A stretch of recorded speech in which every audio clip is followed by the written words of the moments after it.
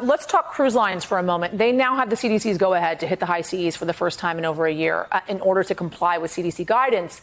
Many cruise lines, they want to require nearly everybody on board to be fully vaccinated. But that could be illegal in the state of Florida, where most cruise ships dock. Florida's governor signed a bill that bans businesses from asking customers whether they have been vaccinated and prohibits discrimination against those who are not. Joining me now from Port Miami is NBC News correspondent Shaquille Brewster. Shaq, great to see you. Where does this leave the cruise industry, which has already been hit pretty hard over the last year?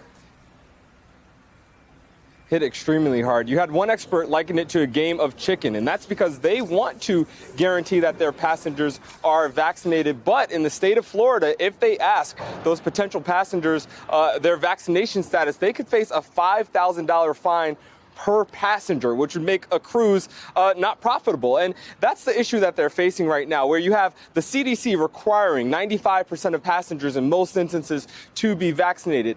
The passengers, when you look at surveys, a recent poll showing about 80% of potential passengers would want to get on a ship with other people who are vaccinated and where that vaccine is required. And then you have the tour operators, the cruise operators that are saying they know how stressful this is for so many people. They're trying to affect the perception and increase the perception that people have of cruises. They know how high of stakes they're dealing with.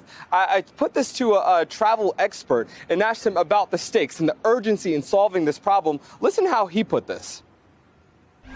I mean, the urgency is huge. I mean, it's millions and millions of dollars a day. You do have passengers, travelers that want to get back.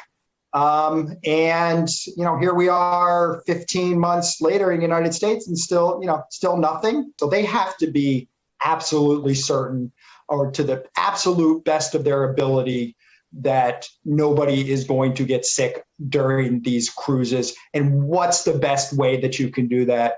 The best way is to require vaccinations, at least to start with. Now, I did reach out to the governor's office. His office in the state is suing the CDC for some of the regulations that have been put on in the past. And they also gave us this statement, putting it on the CDC. But the key thing here is they're saying this is not, or they say, quote, framing this as DeSantis versus cruise lines is inaccurate. Governor DeSantis has been a champion for the cruise industry and for hospitality and leisure as a whole. And he's working to ensure that the cruise lines will be able to set sail as soon as possible. But the key part here, in compliance with Florida law. Again, that law saying that any business does not have the ability to ask or to question a passenger or a customer about the vaccination status. We also heard from the governor a little bit earlier today, and he said that about $200 million of federal COVID relief funds that will be allocated to these ports and to these cruise companies. But again, there's a lot of frustration that you're hearing in that industry with some of the regulations that the state of Florida has put on now. Certainly